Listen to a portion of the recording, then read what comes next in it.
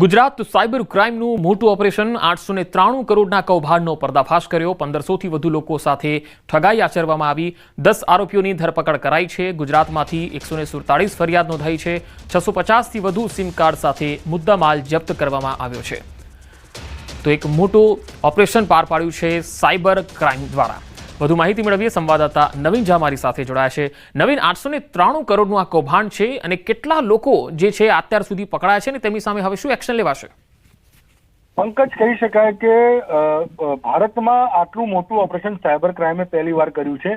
Gujarat police દ્વારા જે cyber યુનિટની રચના કરવામાં આવી અને તેમાં જે ડીસીપી રાજદીપ ઝાલા છે તેમના જે હેઠળ, તેમના વડપણ હેઠળ એક ઓપરેશન હાથ ધરવામાં આવ્યું। સુરતની અંદર 10 લોકોની ધરપકડ કરવામાં આવી છે અને અત્યારે તેમના જે ટ્રાન્ઝેક્શન અને તપાસ કરવામાં આવી તેમાં ખબર પડી છે આ લોકો અત્યાર સુધીમાં 893 કરોડ રૂપિયાનું કૌભાંડ રેકેટ કરી ચૂક્યા છે। આ તમામ પૈસા આ લોકો જે છે તે દુબઈ મોકલ્યા હોવાની વાત સામે આવી રહી છે।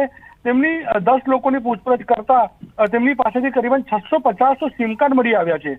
એટલે કહી શકાય કે એક મોટું કૌભાંડ જેમાં ગુજરાતના જ માત્ર 147 લોકો સાથે છેતરપિંડી કરી છે અને દેશભરમાં કુલ 1500 લોકો સાથે સાયબરની જે અલગ અલગ ફ્રોડ છે, ડિજિટલ અરેસ્ટ અથવા અલગ અલગ કૌભાંડના નામે તેમની પાસેથી આ આખું રેકેટ જે છે તે કરતા હતા એવું સામે આવ્યું છે। એટલે કહી શકાય કે સાયબર ગુજરાતની એક મોટી કાર્યવાહી દેશમાં અને જેમાં 893 કરોડનું કૌભાંડ જે છે તે સામે આવ્યું છે રેકેટનું। જી નવીન, આભાર માહિતી આપવા માટે।